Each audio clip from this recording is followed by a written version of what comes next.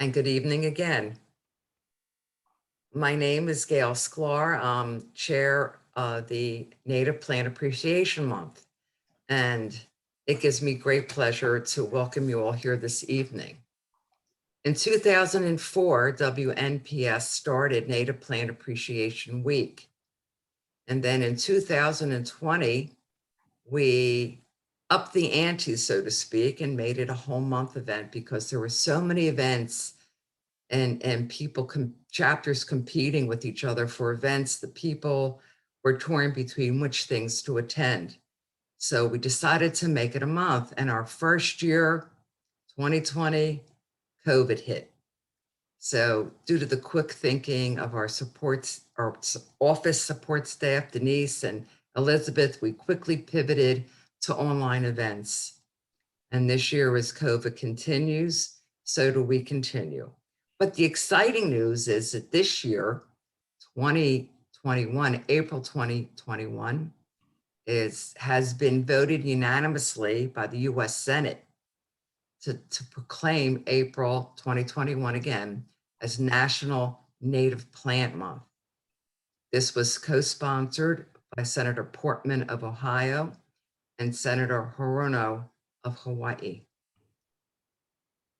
This evening, we're going to be talking about our wonderful state bogs.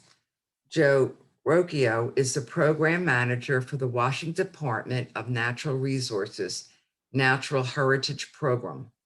He served as the program's vegetation ecologist from 2007 to 2019 and focused his efforts on ecosystem classification, developing tools to assess ecological integrity and identifying ecosystem conservation priorities. Prior to joining DNR, he spent 8 years with the Colorado National Heritage Program as a wetland ecologist. Joe received an MS in ecosystem analysis from the University of Washington in 1998. Numerous types of peatlands are scattered across Washington state's landscapes. Bogs are a type of peatland many scientists and nature enthusiasts are most familiar with. However, the term bog has been variously defined in both scientific and non-technical contexts. This has resulted in miscommunication about conservation values, hydrological settings, management issues, and regulatory guidance. In this presentation, the distinctions between bog and other peatland types will be explored. Washington State is at the southern edge of bog distribution in Western North America. As such, these ecosystems are relatively rare on the landscape and support a unique flora and numerous rare species. Regional factors controlling bog distribution and ecological drivers affecting the composition and structure of vascular and non-vascular species will be discussed. A few of Western Washington's bogs will be highlighted to demonstrate their diversity. Past and current human stressors have resulted in the loss and degradation of many of Washington's bogs. Ecological responses to these stressors will be discussed in the context of long-term successional dynamics and climate change. It is with great pleasure I turn this presentation over to Joe. Thank you, Gail. All right, let me get set up here. Folks, just to please put your questions in the questions and your comments and links in the chat box. At the end of Joe's presentation, I will present the questions to him. Thank you. Okay. For a moment, just want to get it all set up here. Great. Well, good evening, and thank you, Gail, for that introduction. And I want to thank the Washington Native Plant Society for inviting me to share my passion about Washington's beautiful bogs. I'm also very appreciative of the Native Plant Society's, we having an issue? Okay. Efforts to make sure we're all connected and have opportunities to share our appreciation of our native flora with each other via these online events. So thanks so much for your effort in doing this. I've had the pleasure of giving a few bog talks over the past few years to various Native Plant Society audiences. So if you happen to have attended any of those, some of what you see tonight may be familiar. I did try to change things up a bit, but apologies for any duplication you might see. But with that caveat aside, tonight I'm going to discuss the ecological characteristics of Washington's bogs. And of course, I've got a little bit, here we go. We had a little delay. We'll first explore the definition of a bog and then describe their ecological characteristics, distribution, rare species they support, and their response to natural and human-induced disturbances. Our first task is to explore the characteristics of a bog. So Washington State has an incredible diversity of wetland types. We have coastal wetlands such as this that are flooded daily by ocean waters. We have wetlands that are seasonally wet, wetlands that occur along slow-moving streams, and wetlands that occur in places with stagnant water and deep, mucky soils. And we also have wetlands that have accumulated many meters of dead plant material, also known as peat. And this is the realm in which we find bogs. So with that introduction aside, I'm guessing many of you have an idea of what a bog is, and maybe this leading question may seem even silly to you. But there is actually a relatively wide range of bog definitions that are used in various disciplines. So I want to outline the definition that most peatland ecologists use in their work. Peatlands are often categorized into two kinds, at least northern peatlands, I should say, bogs and fens. And fens are considered minotrophic peatlands because they're supported by groundwater and to a lesser degree surface water, which pick up mineral ions as they flow through the soils and potentially make contact with bedrock. And consequently, the water chemistry of fens is strongly associated with those bedrock and soil types that they come into contact with. And because of that, fens can range from being very acidic to alkaline, and this variation has a significant impact on vegetation composition and structure. Washington has an incredible diversity of fens. All of them are primarily graminoid dominated, at least in the herbaceous layer. And they have hydrology that keeps the peat saturated through most of the year. However, they vary in water chemistry, again, as I just mentioned, due to climate and underlying geology. And so these characteristics have a significant influence on the vegetation composition, which is pretty wide-ranging for fens. In contrast, bogs are what we call ambrotrophic peatlands. You're going to hear me say that many times tonight. And what we mean by that is that they're rain-fed. Precipitation is the source of water and nutrient inputs into the bog. Because precipitation generally has low pH and low ions, nutrients and other metals, bogs are very acidic and they have low nutrients. These conditions, ambrotrophic conditions, can arise in a couple of different scenarios. One example is when peat accumulation, so that accumulation of dead plant material, raises the peat surface above the influence of groundwater and surface water, as you can kind of see here in this upper right graph. This type is called a raised bog. Another example is in the graphic in the lower right, is when low hydrologic conductivity of peat. And what I mean by that is that water doesn't move very easily through the peat because it's so dense, highly decomposed, et cetera, or maybe compacted. But that low hydrologic conductivity can sometimes prevent groundwater flow from reaching certain peat layers. And so in the case of this graphic, I'm talking about this center lighter brown peat layer. And what that does is effectively limit that center area to being ambrotrophic. In other words, only getting water inputs from precipitation. And this type has been referred to as a flat bog. So what about Washington's bogs? As I'm sure many of you know, the term bog is used to describe many wetlands in the state, but are they ambitrophic? We only know of 2 bogs that have a conspicuously raised surface. Thus, raised bogs are really rare in the state. Most of Washington's probable bogs fit that flat bog description. And until recently, there was no published data in the scientific literature demonstrating whether or not our bogs are ambitrophic or not. Basically, people are using vegetation to call something a bog or not. We just published research from one of our raised bogs that I mentioned, demonstrating that that bog at least is raised. And I'll talk a little bit more about that later and how it applies to other bogs. So, but we are collecting similar data. We have another research project going on in 18 bogs in Puget Lowlands. And based on preliminary data, it looks like many of those are also ambitrophic, although they fit into that flat bog class. So ambitrophic peatlands or bogs possess numerous characteristics that distinguish them from other wetlands. First, again, is their predominant water source being precipitation. Of course, every wetland receives precipitation, but bogs being, precipitation being the only source is what makes them distinct. And that has a big impact on the ecology of these ecosystems. Bogs typically have distinct ecological zones that form due to the hydrology or water patterns resulting from being rain-fed. They can also have raised topography, like I just mentioned.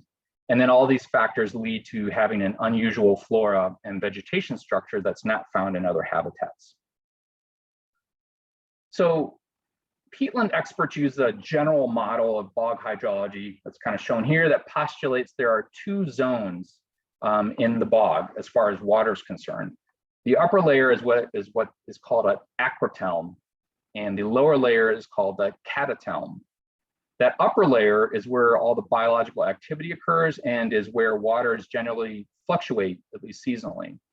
That lower layer, the catatelm, is where most of the water in the bog is stored. I've seen estimates up to like 95% of the water in a bog is in that catatelm.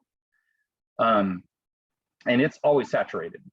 So in ambitrophic bogs, again, with precip being the only source of water into the acrotelm, that water essentially moves down, and once it saturates the acrotelm, because when it hits the boundary between the acrotelm and catatelm, that saturated peat that lies at the bottom layer essentially serves as an impervious surface. And so that acrotelm will get saturated over time, and eventually the water will flow off to the side and move to the outer regions of the bog into an area called the lag. I know I'm throwing out tons of terms, but we'll be circling back to many of these, so hopefully they'll settle in a few minutes. This same model essentially applies to those flat bogs, although there are some differences.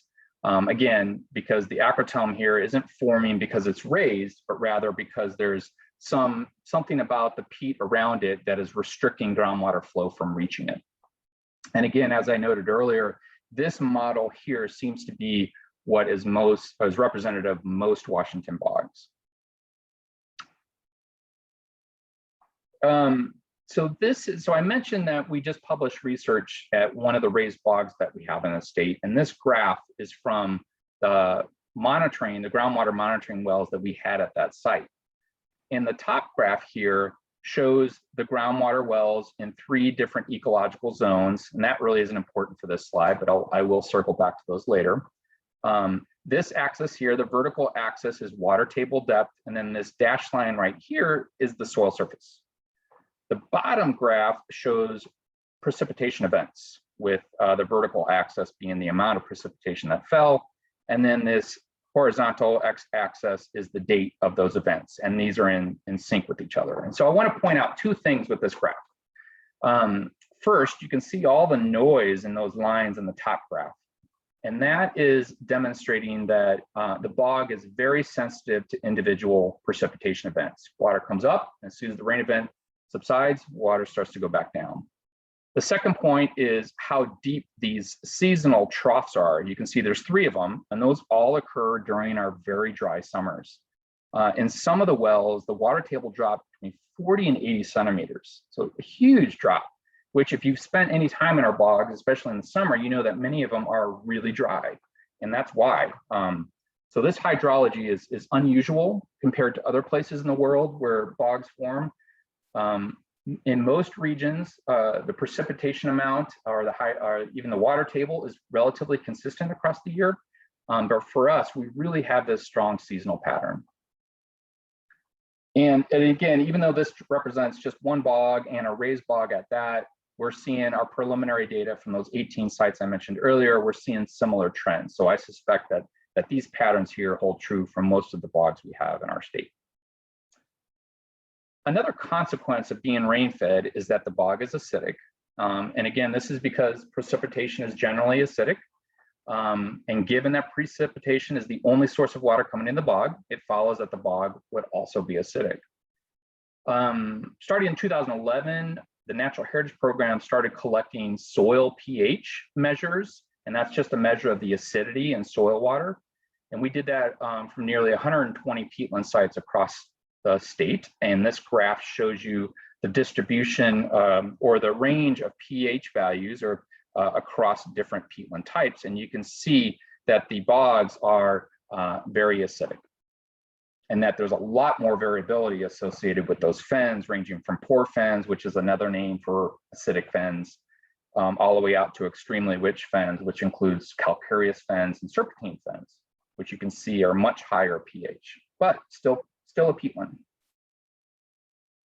So for many of these same wetlands, we also measured electric conductivity, and that is a measure of the amount of ions or metals and nutrients in the water. So it's just a really quick and easy way to determine nutrient content. Well, not necessarily nutrient content, but it's an indirect indicator of things like that.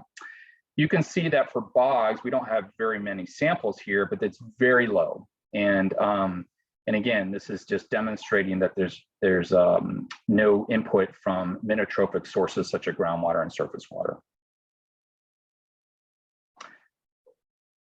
Researchers around the world have found that the concentration of calcium in the bog water is actually one of the best indicators of whether or not a site is rain-fed. And again, that's because calcium concentrations are very low in precipitation, but they're much higher in groundwater and surface water. And researchers have come up with this magic number that doesn't always hold true in each region, but if bog soil water had a calcium concentration less than 2.5 milligrams per liter, that typically indicates that precipitation is the only water source into the wetland. And you can see in this table that Crowberry Bog is the raised bog I've already mentioned a couple times. And you could see our raised bog and our Puget lowland bogs are definitely below that 2.5 milligram per liter threshold. Very low calcium concentrations, in contrast to mineral soil wetlands, which are much higher. Another reason bogs are so acidic and have low electric conductivity is because of the predominance of peat mosses or sphagnum species. Sphagnum is the Latin name for peat mosses. And sphagnum is thought to acidify its environment, or at least some of the sphagnum species, through a process called cation exchange. Essentially what sphagnum is doing is absorbing base cations such as calcium and magnesium. It's grabbing it from the water. In order to do that, it pumps off hydrogen ions, and so that it has a space to grab those base cations. But what that process does is put more hydrogen ions into the bog's water. And the result of that is an increase in acidity. And so as sphagnum grows and populates the majority of a bog, that process can contribute greatly to the bog's acidity. So there's a couple factors driving why bogs are acidic and low in nutrients. So being rain-fed or ambrotrophic also results in distinctive zonation as a result of peat accumulation processes that are mediated by climate and local hydrology patterns. Flat bogs generally have two distinct zones that form due to the morphology of the bog. As you can see on this graphic here, you have the center portion called the bog center. And this is what everyone would think of as the bog. This is where the bog vegetation grows. And this is the area that's typically going to be ambrotrophic if any part of the wetland is. And then on the outer edge of the bog is this area called the lag. And the lag receives water from both the bog and from adjacent uplands and wetlands. And that's typically because the bog center, even though it might not be conspicuously raised, it's generally higher, at least hydrologically, than the lag. And so you get kind of water moving in both directions into the lag. And what that does is the lag is chemically has a little bit of the bog and a little bit of the adjacent upland wetland in it. And so it's typically not as acidic and it has more nutrients. And so the plants that grow there often look like other wetland types other than a bog. It's essentially a mixing zone. Raised bogs are conspicuously raised, as its name would suggest, and they have an additional zone called the rand. And this is looking at this graph here, this is the relatively steep margin. You can see this profile here. This is from that raised bog, Crowberry Bog on the Western Olympic Peninsula. And so we have this outer, very narrow zone at Crowberry, which is called the lag, and then this very steep sloping margin that comes up to a very relatively flat bog center that we call the plateau. But again, most of the bogs in Puget Lowlands lack this particular zone. So vegetation composition and structure show distinct differences between each zone. And so we're going to explore these a bit. And in Washington state bogs, the bog center is dominated by ericaceous shrubs, sphagnum, or those peat mosses. Only a few forbs and graminoids are found in the bog center, and tree cover is generally scattered and stunted, although some bogs do have tall and dense stands of trees. And we're going to look through some of the species we find in the bog center. So starting with tree species, Western hemlock is the most common tree that we find in our bogs. It's typically stunted like bonsai, as seen in these two photos here. However, tall, more typically shaped trees can also be found, and we'll talk about variation in tree structure later on. Shore pine is the second most common tree we find in the bogs, and like Western hemlock, it's also typically stunted, but it can taller individuals, like you see in this photo on the right, can also be encountered. White pine is not as common as the previous two mentioned species, but it is typically abundant at the sites where it is found. And it generally doesn't take on a stunted form, and I'm not really sure why that is. Maybe the species is responding to some kind of disturbance in the bog, and so it has more hospitable conditions, but I haven't been able to pick up on why it doesn't take on these stunted growth forms, or at least based on my observations. Other tree species are occasionally encountered in the Puget Lowlands. Western red cedar seems to be limited to the lag, so that outer portion where conditions are more minotrophic. But on the coast, it seems to occur in amblyotrophic areas, like shown here in this photo on the left. You can see these really short shrubs. Those are all Western red cedar. And so it just takes on these low growing shrub forms, and only on the coast.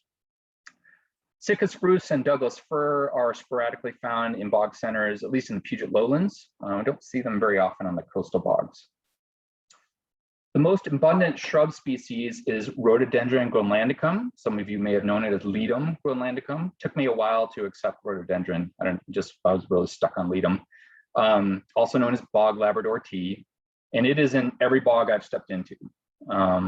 Depending on the wetness of the peat, the species can vary in height and density. In Puget Lowlands, it generally forms dense, tall shrublands, sometimes up to like 1.5 meters.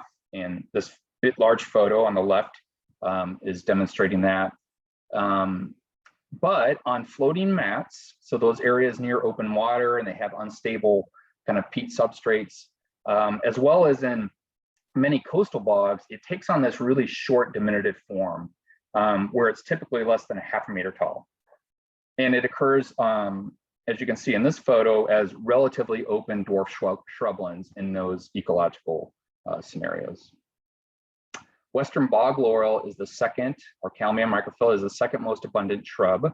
Like Labrador tea, can also vary in height and vigor depending on the relative moisture of the peat. Crowberry has an interesting distribution. At subalpine elevations, it is found in dry, often rocky areas. But when in the lowlands, seems to be restricted to bogs in Washington. And this pattern holds true for other areas around the world. where it's found. I've been reading about where in Eurasia it has a similar pattern. In Washington, it seems to be limited to coastal bogs. That is the western part of the Olympic Peninsula, where it's a common dwarf shrub along with Kalmia and Rhododendron groenlandicum. Another common shrub is salal. It is found in both the bog center and the lag. When it's in the lag, it kind of takes on the typical form you might expect salal to be in. But when it's in the bog center, it takes on this dwarf form right here. This isn't like something that was clipped, or this is really how it looks when you're in that true ambitrophic part of the bog. Bog bilberry, or Vaccinium uliginosum, is more common in montane fens than it is in the lowland bogs, but it is occasionally found. Our native cranberry is common on sphagnum hummocks, and it tends to thrive in open areas and can get shaded out if the taller shrubs get too dense. And roundleaf sundew, our resident carnivorous plant in our bogs, often co-occurs with the cranberry, as it also likes open sphagnum hummocks and lawns. Lawns are relatively flat open areas of sphagnum that have a pretty stable, firm substrate. These terms come out of Europe, mostly Scandinavia. There's also a thing called the sphagnum carpet, which is again a relatively flat sphagnum area, but a very unstable floating map. And so they're actually ecologically very information-rich terms. Cotton grass is common in the wet portions of bogs and in water tracts, floating mats. It can also be found in acidic fens. And then white beech sedge, or Encospora alba, is very common in the same ecological space as the cotton grass. Also can be found in fens. And then, as seen in the photo on the right, individuals of skunk cabbage form small wells, what they've been termed, in many of our bogs. And these wells, you can see here, these two wells in here, and many of them have their own bryophyte flora, or own moss flora. And you can see in these photos on the left, right around the base of the skunk cabbage, there's a shift to more green moss. So Olecomnium palustra, Dicranum scoparium, as well as feather mosses, display sphagnum in these areas. Not sure why. Maybe the decaying leaves of the skunk cabbage is adding an influx of nutrients in these areas. Not really sure, but they're really interesting little microhabitats. Bear grass is a species more commonly found in the understory of montane upland forests, but it starts to show up in bogs in western Mason County in low elevations, and sporadically in bogs on the western Olympic Peninsula. I've never seen bear grass in any of the Puget lowland bogs. And of course, we can't leave out the ubiquitous bracken fern. It is often scattered in bogs. Sometimes it can be very abundant, and presumably that's due to some past disturbance like fire. Beak sedge, or Carrot utriculata, is the only large sedge, or tall, beefy sedge that appears to occur in ambitrophic peatlands, at least in Washington. I used to think that this was a minotrophic indicator, so a species indicating that maybe the site was a fen, not a bog. But based on the hydrology and the water chemistry data we've been collecting at those 18 sites I mentioned earlier, it appears to occur in some ambitrophic bogs. So I'm starting to change my mind on what kind of indicator value this species has. And then moving on to some of the peat mosses, or sphagnum species. Sphagnum fuscum is one of the most common species found in the bog centers. It dominates many coastal bogs and co-dominates Puget lowland bogs. It typically forms very tightly packed hummocks, and it's usually well above the water table. And this growth form of having tightly packed hummocks is to protect against desiccation. Those closely packed individuals eliminate evapotranspiration from the hummock, keeping the hummock moist. Even when species that occur in the hollows, which are kind of the low areas closer to the water table, oftentimes those species will be dried out, but the hummock of Sphagnum fuscum is still very moist. And we'll circle back to this phenomenon later because it has an interesting interaction with fire. When Sphagnum fuscum dominates a site, this is a good indicator that the site may be ambitrophic. However, hummocks of this species can be found in fens. When they do, they're usually just isolated hummocks, very tall, and essentially the fuscum is at the top of the hummock, but they don't dominate the site. And that's the distinction in terms of whether or not this moss is telling you you're in a bog. And similarly is a species called Sphagnum rubellum, red peat moss, and it occurs in similar ambitrophic habitats as Sphagnum fuscum, but it tends to occur closer to the water table, and it's found on the sides of hummocks and on lawns, sphagnum lawns. Sphagnum capillifolium is a gorgeous peat moss. It forms tall, sometimes really large hummocks that just have this incredible various shades of red and green hues. It's one of my favorite sphagnum species. Based on my observations, it dominates the Puget lowland bogs. It's the dominant sphagnum in Puget lowland bogs. It is present in coastal bogs, but it doesn't seem to be the predominant species in those sites, at least the ones I've visited. Like fuscum, it can also be found in fens, but again, in those cases, it's as isolated hummocks and typically at the top of those hummocks. Sphagnum meabianum occurs in very wet areas. As you can see in this photo here, it's occurring right along that pool. And it's in bogs as well as fens. Sometimes it's even submerged, although usually it's on a seasonal basis. Another very common moss, although a non-sphagnum moss, is Pleurozium shrubberii. This can co-dominate some bogs with sphagnum, and it generally occurs on the tops of hummocks or even can form very large hummocks itself. In this photo here, these are like 3-foot hummocks. That's all the Shrubber's big red stem moss. This species is found in bogs and also coniferous forests around the world. The relative dominance of the species in our bogs has raised some questions about successional dynamics and whether or not we're potentially seeing some climate change effects, and I'll circle back to that later. Lichens are also a conspicuous component of many bogs, not only in Washington State, but around the world. We have a lot more to learn about lichen composition in our bogs, but we do know that Cladonia species are the ones, or the reindeer lichens, are the ones that tend to be most abundant. In fact, as you can see in this photo, as well as this aerial photo, they're sometimes visible just on Google Earth. It's pretty incredible. Okay, let's take a look at the lag. As noted earlier, the lag has a different hydrological regime and water chemistry than the bog center. And because of that, vegetation composition and structure are also distinct from the bog center. And typically you get a mix of bog species and species more commonly found in swamps, fens, marshes. Structurally, vegetation in the lag is more similar to what you would find in non-bog wetlands. So one of the most common lag species, especially in the Puget lowlands, is Pacific crabapple. And you can see in this photo here that it forms a continuous ring around many bogs. A common sedge in lags is Sitka sedge or Carex aquatus variety dives, also known as water sedge. It will often co-occur with beak sedge, which I mentioned earlier, as well as slough sedge or Carex obnupta, which is very common in lags. Western hardhack or spirea is almost always present, just like Pacific crabapple. In this photo, it is mixed with bog species such as the Rhododendron glandicum, Kalmia, as well as Sitka and slough sedges. And there are many other vascular plants found in the lags. As I mentioned earlier, just about any species you might encounter in a marsh or swamp, skunk cabbage, salmonberry, lady fern, Sitka spruce, cedar, etc., are commonly encountered in the lags. The lags can vary from site to site, and it really depends on the morphology of the adjacent uplands. So there's a lot of variables that go into it, but the important point is they're distinct from the bog center.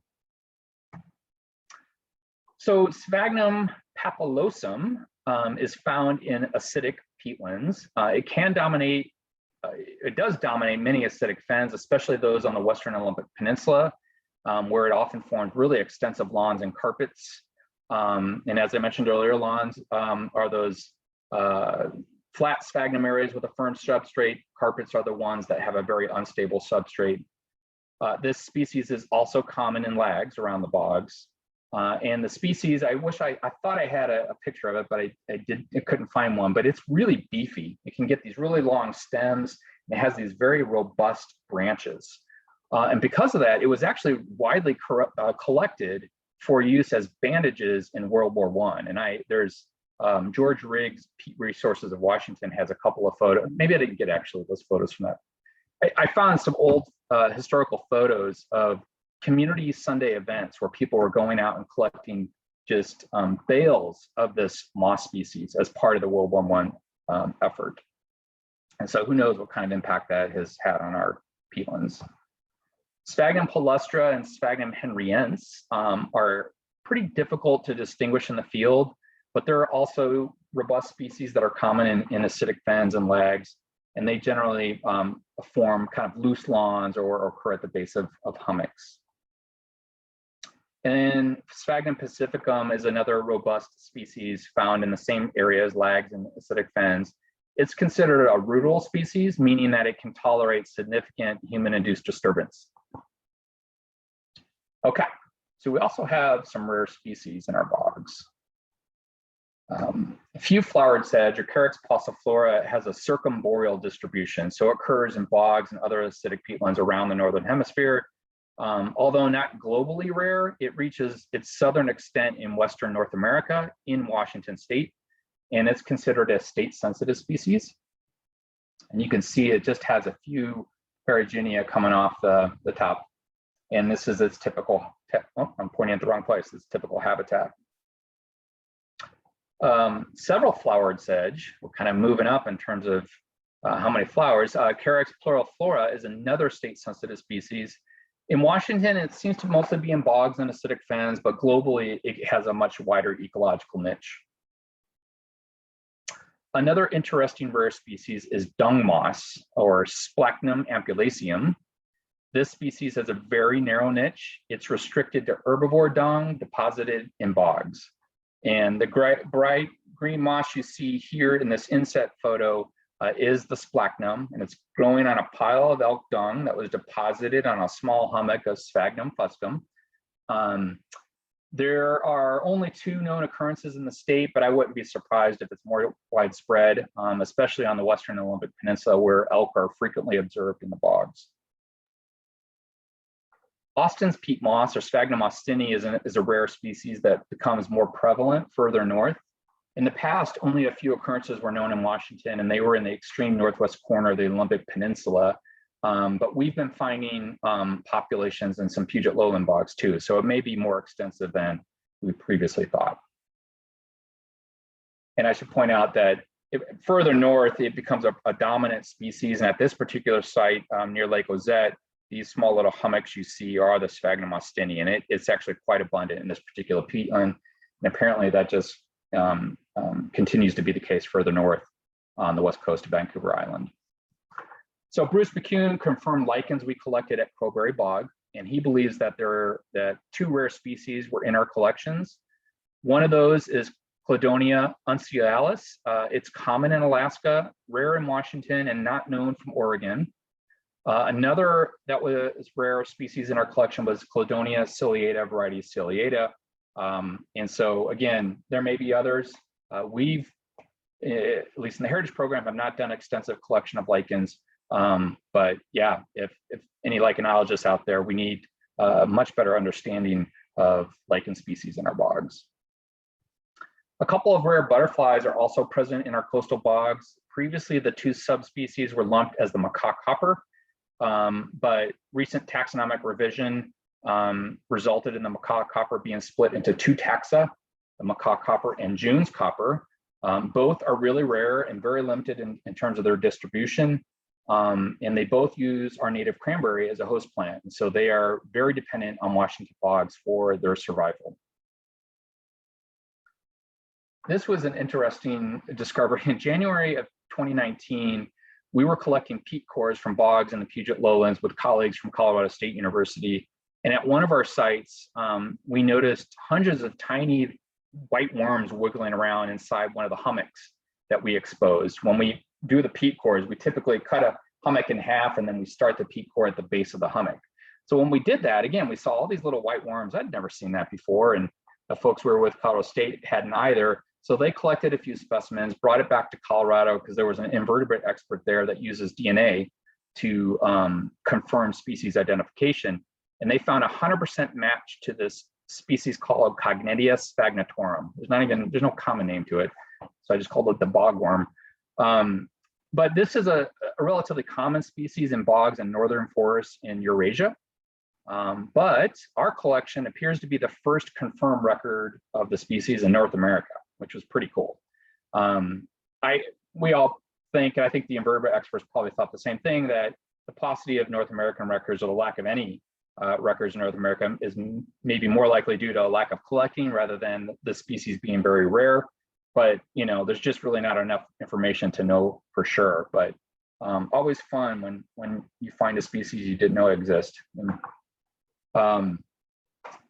Beller's ground beetle is endemic to the Pacific Northwest, with the majority of populations occurring in Washington state. The beetle is found in open, wet sphagnum lawns and carpets. And I know a few of you may have been on the field trip that we did for the Native Plant Society Study Weekend in 2019. And we actually found just tons of these, or numerous of these beetles scurrying around the sphagnum map that we were looking at in a bog west of Anacortes. It was pretty cool. That was the first time I'd ever seen the beetle in person. So that was fun. An even rarer beetle limited to Washington bogs is Hatch's click beetle. Only 4 populations are known, all in King and Snohomish counties. 2 of the populations are protected within DNR natural area preserves, but significant areas have not been surveyed for this species, although the Department of Fish and Wildlife has ongoing surveys for both Beller's ground beetle and Hatch's click beetle. So hopefully we're going to get an update on population numbers for both these species in the near future. And in contrast to Beller's, which prefers kind of wet sphagnum mats, this beetle apparently prefers the drier areas of bogs. Another rare invertebrate is the Georgia Basin bog spider, which is associated with bogs in Washington and British Columbia. There are only 15 known occurrences, 8 of which are in Western Washington, and the other 7 are in BC. And typical bog habitat is pretty generalized here. It's open shrubland with sphagnum moss cover. And for what I can tell, James Bergdahl, I think, is the only one. I don't know if he had done work looking for these, but most of the work seems to be going on in BC and not much down here. But maybe I'm just not aware of the work being done in Washington. So hopefully that gives you a good sense of what our bogs look like and what their predominant ecological characteristics are. I want to shift gears and talk about distribution. We're going to start with a global perspective. And this map shows the relative percent of peatlands around the world. It's not a map of bog distribution per se, but you can see that the concentration of peatlands is significant in the northern boreal regions, so in Canada and Eurasia, and also where tropical rainforests tend to form. There's a lot of peatlands there as well. And there are ambitrophic peatlands in the tropical regions. But the types of ambitrophic peatlands found in Washington are what we call northern peatlands, and they're primarily associated with what you'd find up here in Canada, Alaska, and Eurasia. So the map on the right is showing the distribution of sphagnum-dominated peatlands in North America. So not just bogs, but that red line indicates the approximate southern extent of bogs, or those ambitrophic peatlands. And you can see that it's primarily, it dips down at the upper Midwest and portions of the Northeast, but in the West, it dips down into Western Washington. And so let's zoom in and see what local factors control the distribution of bogs here in our state. First, the red dots on this map represent a distribution map of bogs that I've been working on just in Google Maps. Each red dot is either a confirmed bog that we have in the Heritage Program database or other data that I've been able to find. And then sometimes it's just predicted from me just getting on Google Maps and looking at, I've started to develop an eye for what the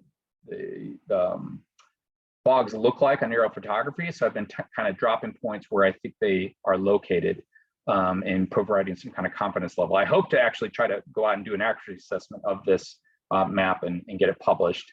But anyway, I took all those dots and I overlaid them on top of our geology layers, and I noticed that almost all of them occur in areas where that were previously glaciated. And so glacial activity creates places on the landscape that are suitable for bog growth. Shallow basins that are lined with impermeable clay layers, so places that will perch water, cattle lakes, ice scours, etc.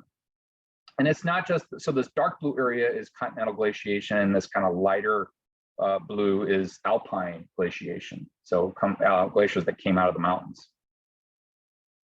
Climate is a primary driver of bog distribution. Generally, bogs occur in areas where precipitation exceeds evapotranspiration, although there are some exceptions to this globally. Western Washington's relatively mild winters, we think, may allow sphagnum to continue to grow through much of the winter, which may compensate for our really dry summers when sphagnum dries out in many bogs and essentially stops growing in the summer. Whereas in other areas, summer is the primary growing season for sphagnum. So all of our bogs also occur at low elevations. Sphagnum-dominated peatlands definitely occur in the mountains. So if you're thinking, no, I've seen sphagnum up at 5,000-6,000 feet, you have. But those are generally what we call acidic fens. They're supported by groundwater. And we think the reason that they're limited to the lowlands is again, due to the climate. High elevations, the growing season is likely too short for sphagnum to build a peat layer above the influence of groundwater inputs. The winters are just too cold and snowy for any sphagnum growth. And then also in the summer, once that snowpack has melted, the summers are also likely too dry for significant sphagnum growth. And so you then tend to only find sphagnum in the mountains in areas where there's persistent groundwater discharge or surface water occurring or that accumulates. But again, at low elevations, we suspect that sphagnum has a much longer growing season because it can grow through much of our winter. In fact, we wonder, and we speculate, if it can grow up to 8 months of the year with essentially 2 periods of dormancy, the driest months of the year and the coldest months of winter. We have no data yet to back any of this up. It's just kind of based on our observations and thinking about the ecology of these species. So with that framework in mind, there are some geographic variations worth noting. Puget lowland bogs and bogs on the outer coast, again, that western part of the Olympic Peninsula, have some notable differences. Puget lowland bogs generally have tall hummocks formed mostly by sphagnum capillifolium, so that species that had the really cool red and green colors, and then that Pleurozium shrubberai that can form those really tall hummocks. Shrub density in these bogs is also really high, and shrub height seems taller in the Puget lowland bogs than it does in coastal bogs. And there also seems to be a higher prevalence of trees in Puget lowland bogs. So we're going to take just a visit a few of those sites. Kings Lake Bog Natural Area Preserve is a DNR site, and it protects an excellent example of a Puget lowland bog with a wide range of bog plant communities ranging from floating mats, shrub-dominated parts of the bog to areas that are more heavily treed. The lichen cover is also very abundant at the site, as you can see in the photo in the upper left. It almost looks like snow, but that is all cladonia, reindeer lichen. And the site also supports that rare Carex passiflora, or few-flowered sedge, and both of those bog beetles I mentioned are protected at this site. I just want to note about access to any of those sites I'm going to be talking about tonight. Permission's always required, even at DNR, especially at DNR natural area preserves. Many of our natural area preserves protect very sensitive habitat, and bogs being one of those. And so if you have an interest in getting out there, it's generally for research and education activities. So you'd reach out to DNR's Natural Areas Program. But we really don't want people just going out for a visit because, as we'll talk about a little bit later, there could be some significant impacts that result, especially in these kind of ecosystems, from those visits. So we really try to monitor the amount of people getting out in these sites. And then, of course, there are sites like this that are just on private land. And so obviously you need to seek permission for those. But this site, Echo Falls Bog, is located in the Snohomish County, and it's surrounded by suburban development. You can kind of see on this photo here, these new homes off the photo as well. Thankfully, the bog doesn't appear to be impacted so far by this development, but this is one of our study sites. Those 18 bog I mentioned earlier. And in that study, we were addressing this very question: how does adjacent land use impact Puget lowland bogs? We also, this other photo here, we also collected a peat core from this site, and the peat at this bog was 19 feet deep. The photo on the right shows some very tired folks after extracting the full length of this peat core out of the bog. We had pushed this all the way down to the handles and then had to basically pull it back up. It was quite an effort, but it was super cool. I think it was the deepest site that we had cored. Another really interesting site occurs on the Snoqualmie State Wildlife Area managed by the Department of Fish and Wildlife, and this is just east of Everett. And this bog is significant for a few reasons. First, it appears to be a raised bog, the second of the two I mentioned. So there's Crowberry on the Olympic Peninsula, and then this one. And you can see that this is the profile of the elevation of the bog, and it's raised about 2.5 to 3 meters. But that raise happens over about almost 2 kilometers. This bog is almost a mile in diameter. And that's the second thing about it that makes it significant it's the largest bog that I know of in the state. The downside is it's heavily impacted from past ditching. Really don't know what's going on. There's a lot of non-bog vegetation in the interior of the site, but sphagnum is still present. And we're actually initiating a study with our colleagues again from Colorado State University. We're going to be going out there in a couple of weeks to start putting in wells and start collecting data from here, and basically to see whether or not restoration is a feasible option at this site.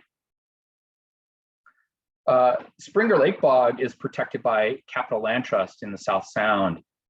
In this particular bog, as you can see in this aerial photo, developed on one end of a small depressional basin, presumably a kettle pond. It is small, but it's a great example of various bog plant communities found in the Puget lowlands.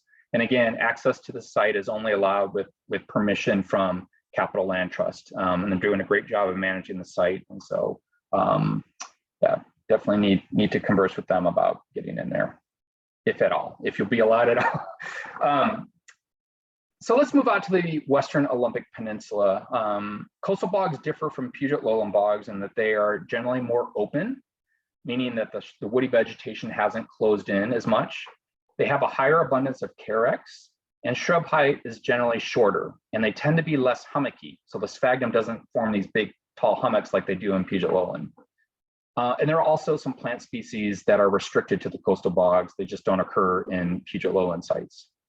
Presumably, these differences are related to climate, as the coastal sites get twice as much precipitation, as well as they're cooler during summer months relative to the Puget lowlands. Crowberry Bog is Washington's newest natural area preserve, and this is my favorite bog and one of my favorite places in the state. It is the only known raised plateau bog in the lower 48 of the Western US. The highest point, you can see, we looked at this earlier, but the highest point of this profile is 3 meters, nearly 3 meters above the surrounding landscape. But in contrast to that Evie's bog I just showed you, this happens over a much shorter distance. So whereas the rise, when you're on the ground, the rise at Evie's Island bog is somewhat perceptible, but here it's very noticeable because the bog is so much smaller. And again, you may recall at the beginning of the presentation, I mentioned that raised bogs have that third zone or landform called the rand, and that's present at this site. And to learn more about this site, I've included a link to the publication we recently had in Ecology. And I also have this link at the end of the presentation. And again, this is a natural area preserve. So as I mentioned earlier with Kings Lake, need to contact DNR Natural Areas about any research or education activities, which we definitely encourage. I don't want to discourage anyone from those activities. That's one of the reasons we established natural area preserves. But you reach out to David Wilderman with the DNR Natural Areas program. Hope Bog is about 1 kilometer southeast of Crowberry, and it's also included in the same natural area preserve. We were lucky to get it included. Crowberry was previously DNR lands, and this was actually fruit growers. And they were really super cooperative and just a great partner to work with in acquiring this site. Vegetatively, there are a lot of similarities between Hope Bog and Crowberry, but this site doesn't have that conspicuously raised surface. The other interesting difference is that crowberry is, in terms of the tree species on the bog, is predominantly shore pine, or Pinus contorta, variety contorta. There is hemlock there as well, but at Hoh Bog, it's only western hemlock. And you can see in these photos here all the different bonsai hemlocks that are distributed across the site. There's no shore pine at all. No idea why. They seem kind of similar to some of the sedges. It's like whoever got there first claims their spot in the bog or something. I'm not sure. But you'll also notice that the short statured shrubs, which also occurred at crowberry, and very open. Elk Lake, which is on the northwest part of the Olympic Peninsula, supports this just amazing sphagnum mat around the perimeter of the lake. You can see it in this aerial photo here. And it's just an incredible diversity of color, and it's all sphagnum. We've not done a census of which sphagnum species are out there. I have some collections. I've not yet had them identified. And so we don't even know, this may not actually be an ambitrophic peatland, because it is in some places very unstable mat that's clearly in contact with the lake water. So it's possible this is an acidic fen. But there are areas like you see here, this little mound of red that looks to be sphagnum rubellum. You can actually see it kind of raised above its surrounding area. And that's just generally how those bogs end up forming in terms of being raised over hundreds of years, thousands of years. Roos's Prairie is a bog in the coastal strip of Olympic National Park. And vegetatively, it seems very similar to coastal bogs described near Tofina, British Columbia. I've never seen those bogs, just read about them, seen pictures. Once again, notice the very short statured shrubs, very open. You can see lots of sphagnum. And again, those very short western red cedar distributed across the bog. Sphagnum austini, the rare species I mentioned earlier, is abundant at this site. In fact, I think this is the same photo I used earlier. It's one of the predominant mosses at the surface. And Trout Creek Bog is another classic example of a coastal bog. You can see in this photo here the abundance of carex on this site. It's mostly Carex livida, also white beak brush or white beak sedge, Rhocospora alba. And again, see how short and diminutive all the shrubs are. And you'll see in this aerial photo that this particular peatland actually consists of two basins. But in the southern basin, a portion of it was converted to a very small cranberry farm.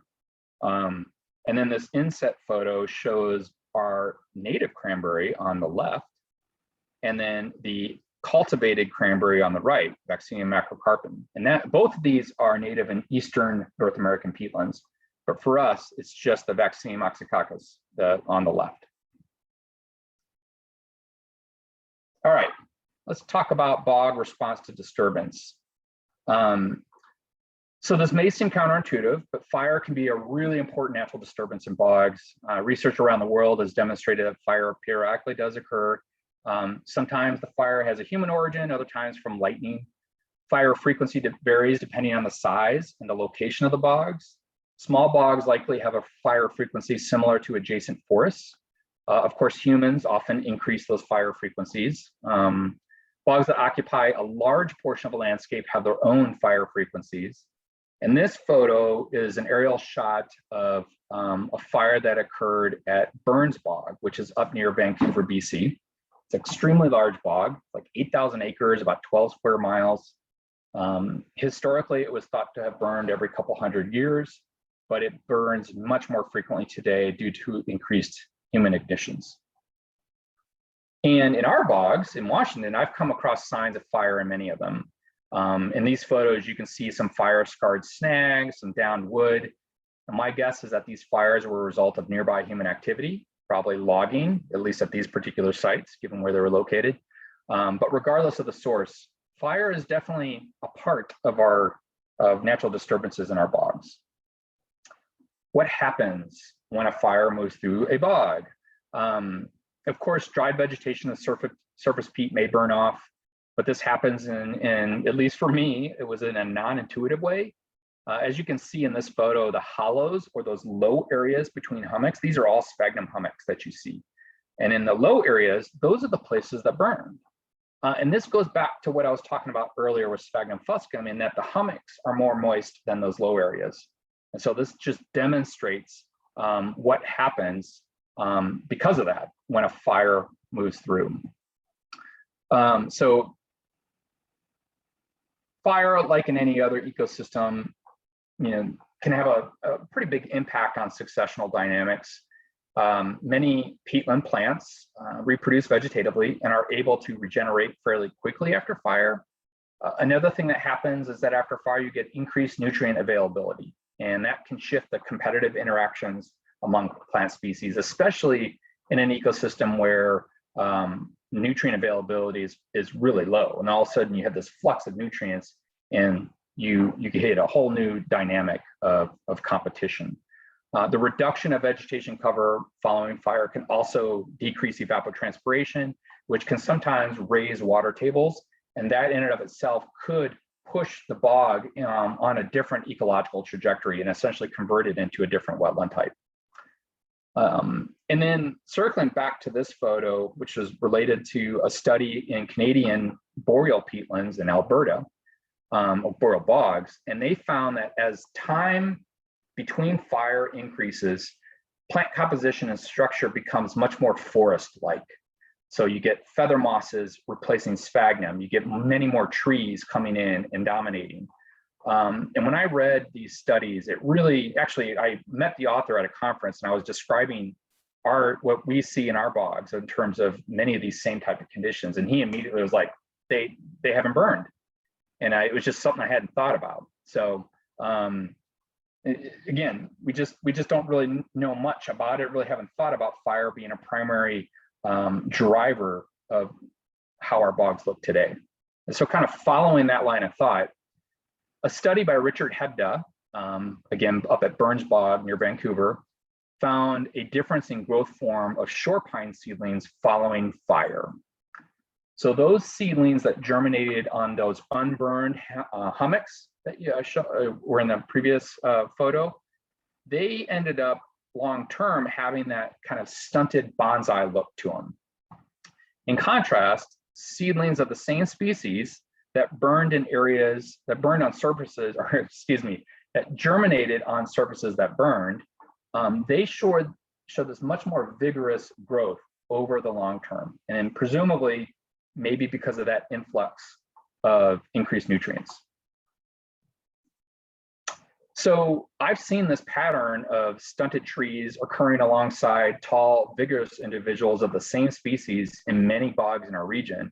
So at the site shown on this slide, and you can see this is all Western hemlock in here. You can see you've got the stunted, short versions of hemlock, and then you've got these really tall, vigorous individuals that you'd expect to see in other wetland types or upland forests. This particular site burned in the 30s, at least the uplands did, because of this post-logging. And so it's possible, depending on when they were burning that those fires just moved into the bog. And then maybe the reason we see these kind of different growth forms growing alongside of each other is because of those early fire dynamics. Again, I'm just hypothesizing here, but it really started to fall into place in terms of describing some of these weird associations we were seeing out there. Light up here, it's getting dark in here.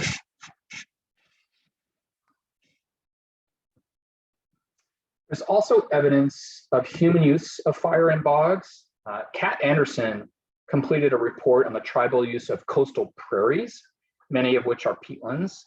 This is out on the Olympic Peninsula. Many of those peatlands were periodically burned to maintain open fires for wildlife and enhance productivity of food plants. I've not been able to find similar documentation for the use of fire in Puget lowland bogs, but I always suspect that these ecosystems were also an important resource for Native peoples in the Puget lowlands. And I think it's really important for us to understand how tribes manage these sites historically to help us understand the conditions we see today, as well as how we might approach managing our bogs into the future.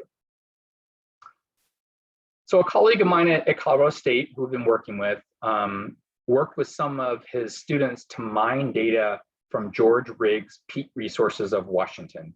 and I have my copy here. If you've never seen this, yeah, and I've got links to the PDFs later on. But for those of you who maybe aren't familiar with the name, George Rigg was a University of Washington botanist who spent a great deal of time researching Washington bogs. And during his time, actually, he was a national known expert. And so he worked mostly in the middle part of the 20th century. And his peer-reviewed publications and this peat resources monograph that I just mentioned is just an incredible amount of information. He cored over 300 peatlands across the state. And so these students from Colorado State read descriptions of all the peatlands and the Puget lowlands that Rigg surveyed. And then they checked recent aerial photography of those same sites to compare the land cover and land use of each of those sites. And essentially this graph shows the difference, with the blue being what we see today in 2018 photos, and then the yellow being what the descriptions from Rigg's 1958 monograph showed. And the good news is that, 60, 100 years later, nearly 80% of the peatlands still have natural vegetation cover.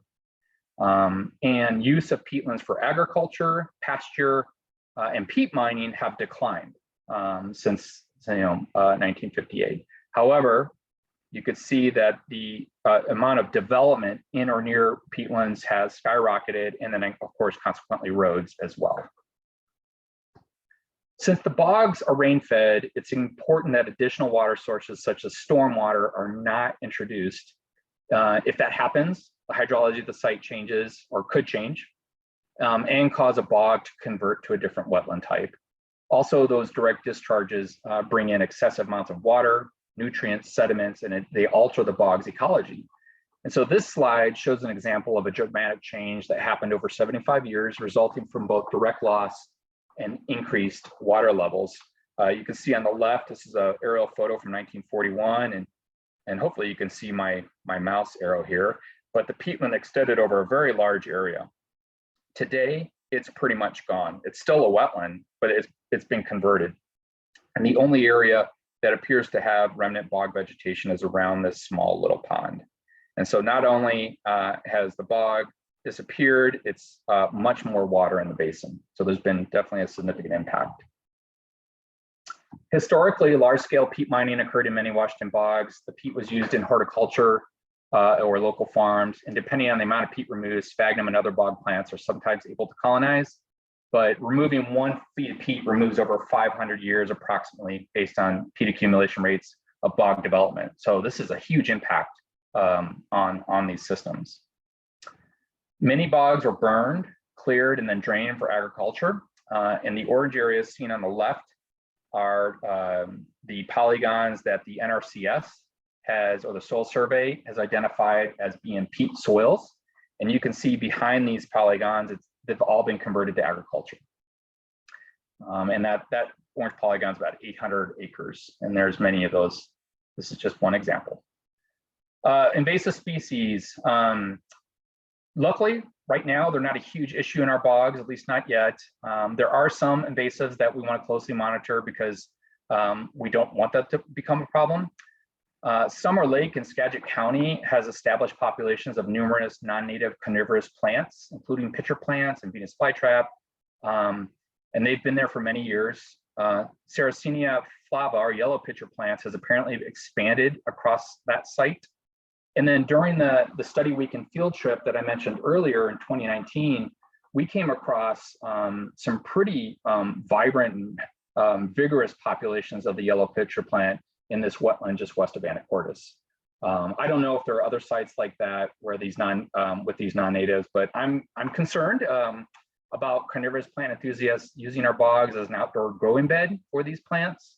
As amazing and beautiful as those carnivorous plants are, such activity could result in a threat to our bogs. So hopefully we can keep them in a backyard laboratory or in-house laboratory.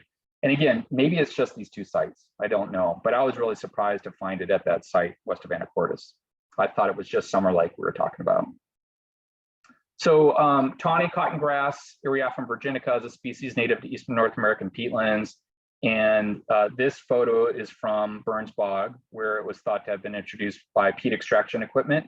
But again, Summer Lake, there is a population up there, and maybe it was introduced when those non-native plants were planted. Not really sure how it got there. Inflated bladderwort, Utricularia inflata, is native to the southeast US. It's known from 8 sites in Washington, from Castle Rock into the South Sound area. It's a pretty robust Utricularia species. It's easily identifiable. The bladders occur on these really robust stems that radiate out right at the water surface. And Vaccinium corymbosum, or high bush blueberry, this is the cultivated blueberry in our area.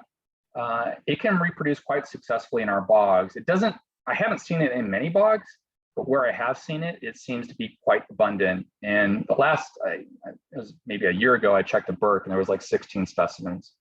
Not sure if that's changed. Okay, so the hot elephant in the room is climate change. Some regional models predict that Western Washington winter and summer precipitation will decrease, while fall rain may increase. But warmer temperatures are predicted over the entire year, and sit with the largest increases to occur in summer and fall. So what does that mean for our bogs? Well, any increased moisture we get is unlikely to cancel out less precipitation in other portions of the year, because once the bogs are saturated, they just shed water. They don't have the ability to store extra water, and they already get saturated in the winter. So I don't think that the seasonal change in water is going to cancel itself out. Increased temperatures and less moisture in winter and summer could result in decreased water tables and increased durations that water tables remain low during summer months.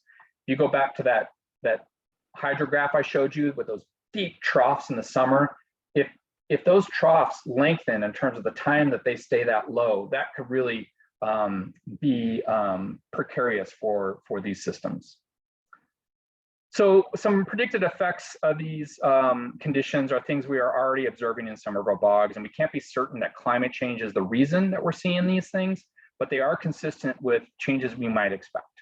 And that includes tree encroachment, increased shrub growth, a shift in moss species, and solarization or scorching of hummocks. So tree encroachment has been observed in bogs around the world. Some researchers have been able to correlate this to climate change, while others have concluded it's cyclical, not related to regional climate patterns. On this slide, there are pairs of aerial photography from 3 separate sites. You can see that tree encroachment has occurred in all 3. The CSU researchers I mentioned earlier compared how many bogs had trees and shrubs present in that rig monograph versus 2018 photos. And you can see that the percentage of sites with trees increased dramatically in the past 60 to 100 years. This doesn't tell us the change in abundance of trees or cover of trees, but it does suggest more bogs have trees growing in them. And again, that would be consistent with one of the changes predicted to occur with climate change. So why might this be happening? What are the dynamics here? First, we know we're at the southern climatic extent of where bogs occur in Western North America. So it might be that tree encroachment has is just a consequence of being in that transition zone. And maybe there's always been this tension between open and woody vegetation in these ecosystems. It may have something to do with our climate pattern. That summer dry season is unusual, as I mentioned earlier, for maritime bog formation. And in fact, the abundance of trees in coastal peatlands in Western North America, not just in Washington, has been noted by European researchers as a distinguishing characteristic relative to coastal peatlands in Atlantic Europe. So point being, this influx of trees could just be part of the natural successional dynamics in these systems. Or maybe it's a response to warming climate. A master's thesis from the 60s studied tree germination at Kings Lake Bog that I mentioned earlier. And that work showed that warmer winter temperatures resulted in increased germination and survival of tree seedlings. Since we know we're getting warmer winter temperatures, we may see, and maybe we're already experiencing, more tree seedling establishment in the bogs. That, coupled with if that duration of summer low water tables lengthens, that would give those seedlings a high probability of establishing and outcompeting other vegetation. So it's possible the current tree encroachment is a result of those conditions. And then there's fire. And as noted earlier, past fires may have created conditions that allowed woody vegetation to gain an initial competitive advantage, maybe that what we're seeing today is a successional outcome of those early fires, based on looking at available aerial imagery and the rig comparison I just showed you. Current tree encroachment appears to be a recent phenomenon or something that initiated 75 to 100 years ago. George Rigg noted signs of fire throughout his 1958 peatland monograph. He attributed the reason to a desire to clear vegetation from, as I mentioned earlier, to prepare the site for conversion to agriculture. And so maybe the bogs where conversion wasn't successful, maybe those are the sites we see today with an abundance of trees because they had experienced an increase in woody vegetation due to those fires. Conversely, I'm going to contradict everything I just said. Maybe it's actually a lack of fire that is the driver. As I mentioned earlier, we know coastal peatlands were historically burned by local tribes. As with our upland prairies, maybe the cessation of burning has allowed woody vegetation bogs to expand. In other words, maybe we're at that tension zone, woody vegetation is naturally coming in these sites, and there was a cultural need to keep that woody vegetation out, just like in our prairies. So again, all speculative at this point. So many of these same hypotheses would apply to shrub cover as well.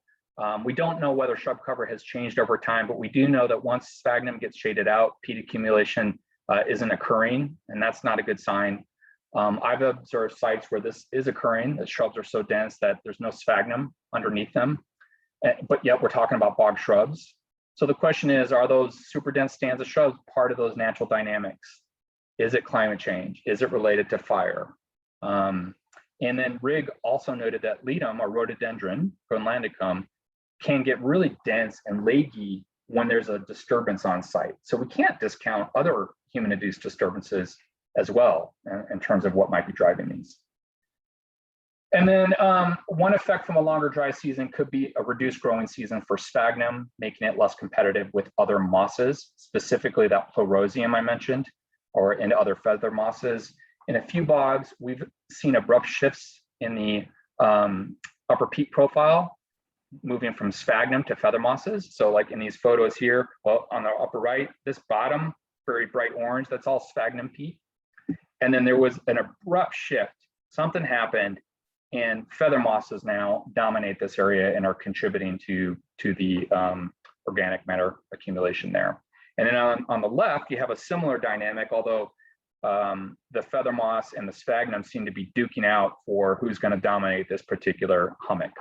And so, as I mentioned earlier, pleurozium is a common bog species. So its present doesn't necessarily tell us anything. Rather, it's the abundance of that moss relative to sphagnum that is potentially indicating a significant change. Also, feather mosses, including the pleurozium, do better under a shaded canopy. Most sphagnum species don't do well under intense shade. And so this is where tree encroachment plays a factor. As tree encroachment happens and you get a closed canopy, you get a shift in the understory mosses. And so in this photo here, those hummocks you see were actually formed by sphagnum. And now they're completely dominated by feather mosses. And then the inset photo on the right, you can see this big hummock here that I think was developed by Sphagnum capillifolium, my favorite sphagnum. And then you can see there's actually been subsidence around it. So there's been a change in dynamics here that isn't necessarily a good indicator of the bog's integrity. And another thing occurring in our bogs is hummock solarization or scorching. A researcher in Italy found that south-facing sphagnum-dominated hummocks were scorched during an extreme heat wave. And that's what's seen here on the photos on the right. This photo in the upper right is an intact hummock. And then this is what he was documenting. There's essentially bleaching of the sphagnum. And after 4 years, the sphagnum did not rebound or recover. We are noticing something similar in our bogs. South-facing hummocks like this one are void of sphagnum and they're degrading. At first I didn't really, until I saw this study from Italy, I wasn't paying attention to the aspect of, I was just kind of running it across these degrading hummocks thinking, it's just part of the natural cycles, and maybe it is. But then I started noticing that it did seem to be mostly south-facing aspects where this is happening. I've been wondering if bear, deer, elk, or maybe well-intentioned bog enthusiasts like myself might be contributing to this. In other words, as we're walking through the bogs, we're stepping on hummocks because sometimes it's just unavoidable. And that crushes many of the hummocks, and that might expose the interior of those hummocks, making them susceptible to desiccation. So that's one possible reason we're seeing this. So in summary, oh boy, went way over. Bogs don't have, although our bogs don't have high species richness, at least in terms of vascular plants and animals, they do support many species found nowhere else in the landscape. As such, they're critical pieces to Washington's natural heritage. We have a lot more to learn about these unusual ecosystems, so I hope I've inspired you to advocate for their protection, maybe even look for ways that you can contribute to our understanding of these ecosystems. There's a lot of questions that we have that need study.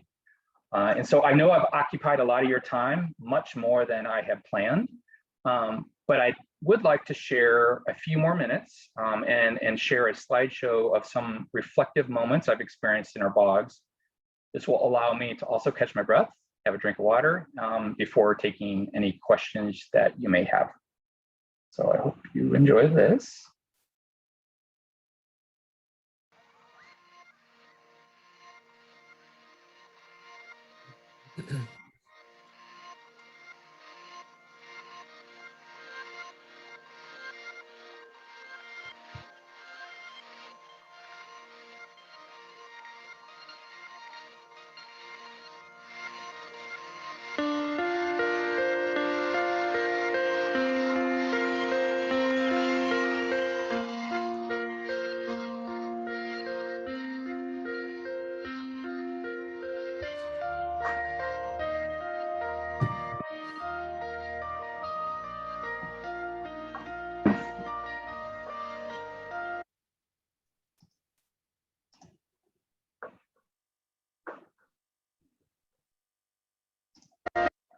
Hit stop.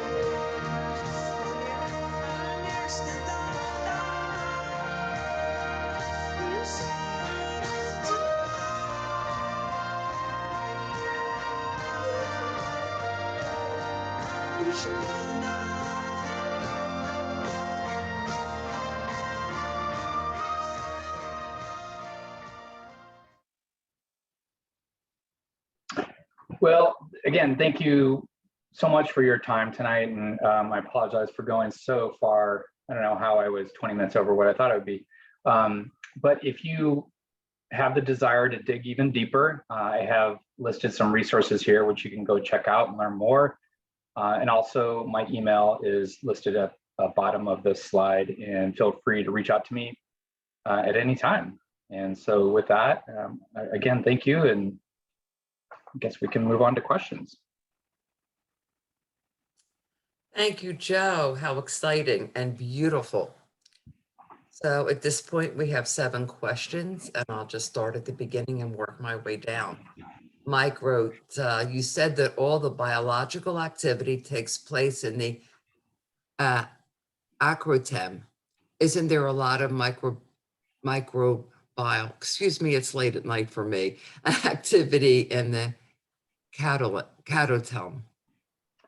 Yeah, there likely is, and so it's a matter of maybe I was too strong in that statement. It's just proportionally the majority of where the peat is contributing. So essentially, as the peat gets contributed to the soil surface and then slowly starts to decompose, it eventually gets part of that catotome.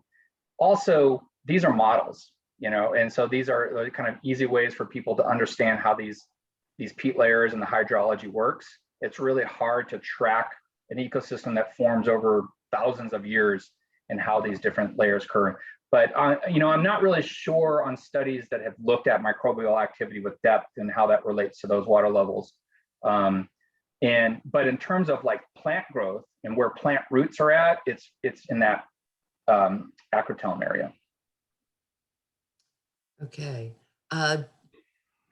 Next question. Let me see, is there a name here? Emil asked, do bogs and fens move, hydraulically, migrates, etc., changing species composition such as trees on border, etc.? Yes, absolutely. And with fens, it's likely going to be, so I should say in some peatland models that have been developed, especially in the boreal parts of North America, which is where a lot of the peatland research comes from, there's kind of this hydrological successional model, right? You start with a pond and it goes to a marsh, and then it goes to a fen, and then you get to a raised bog.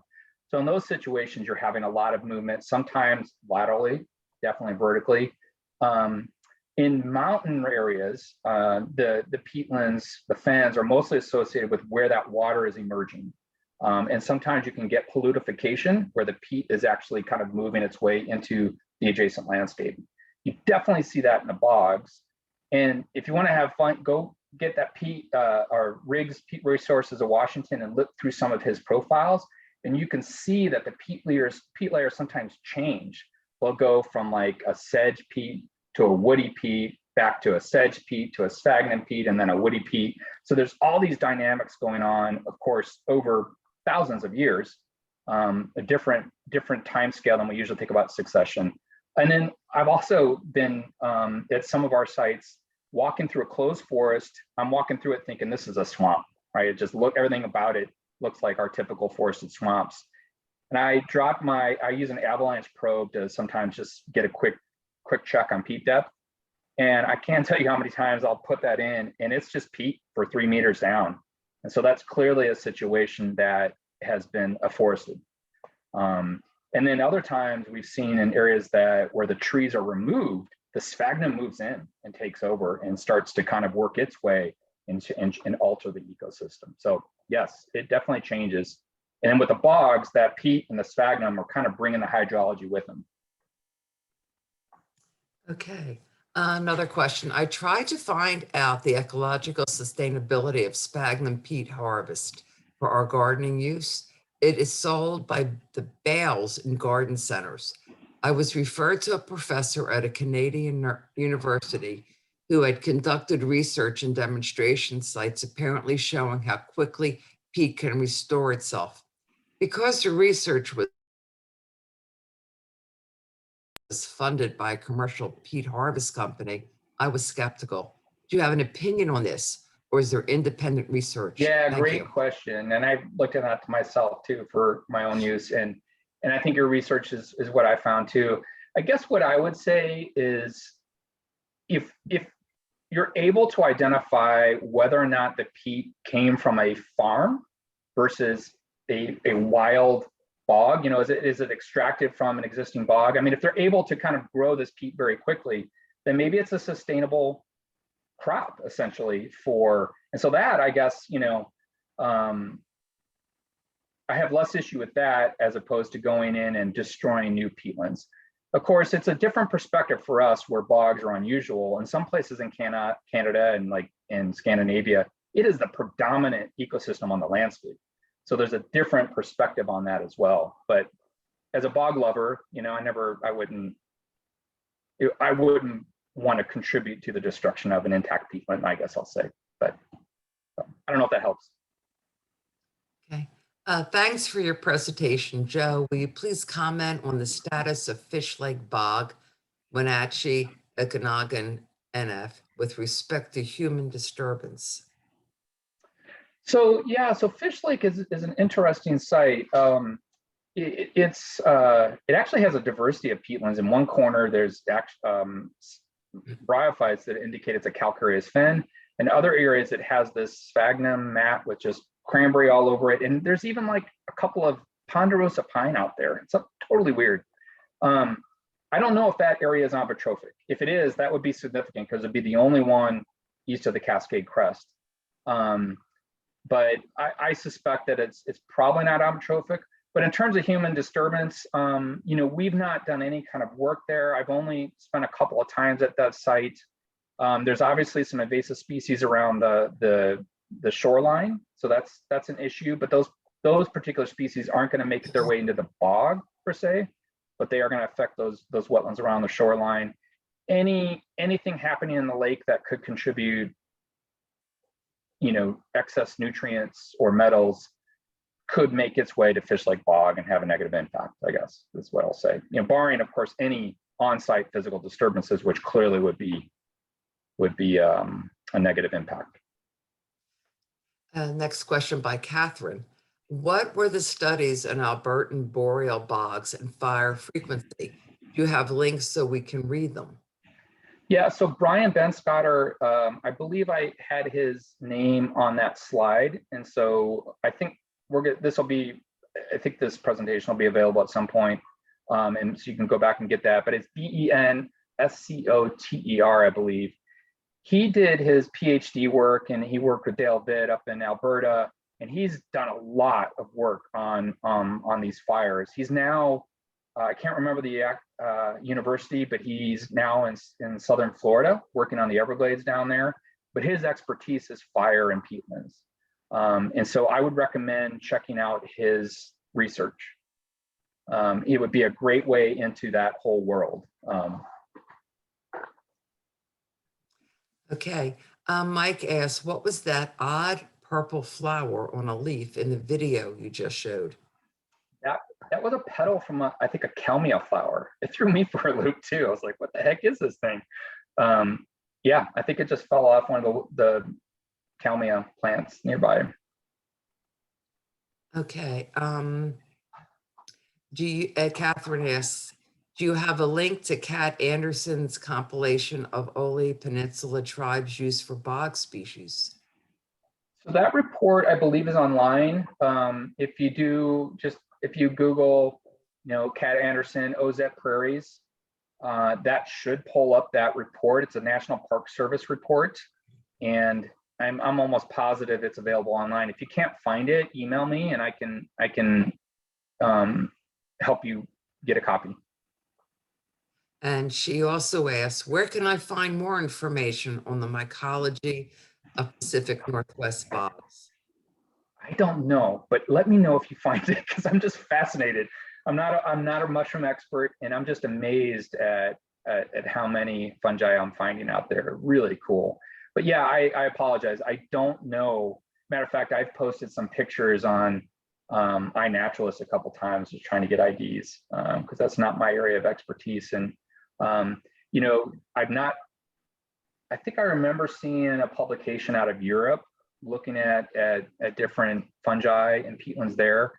But I can't say that I recall seeing anything about our local or our regional bogs here and fungi. But if you find out, or if you start to get information, I'd love to learn more about that. Okay, she asked, have sphagnum SPP transplants onto scorch hummocks been attempted, and are they successful in restoring them? I am not aware of that. We've definitely not, the work the Heritage Program does, we don't do a lot of kind of that active management restoration work. I'm not aware of anyone who's tried that. To be honest, that paper I cited from Italy, I don't recall if they tried that or if they were just measuring the kind of natural response. That statement I made about 4 years was really looking at that natural regen, but that's a really good question. I'm not sure. And if you did, how, with those hummock species, again, sometimes they kind of are a successional thing. And so how would you jumpstart that, but yeah, and ours looked different than that Italian researchers. I mean, they weren't bleached per se. I mean, what you saw in that image I shared is what all of our kind of scorched hummocks look like. And, maybe I'm wrong. Maybe that's not what's going on here. It's just seemed very coincidental that there was south-facing hummocks, and it's just like half of them, And so I don't know what's going on. It's really that's just something we saw the past couple of years. We started noticing it. And I started feeling really guilty about all the hummocks I've destroyed over the years.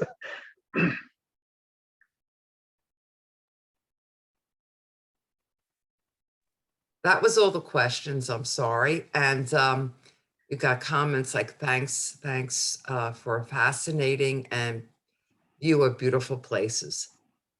That was a comment from Richard. So thank you, Joe. I can't thank you enough. And everyone, good night and thank you. Thanks.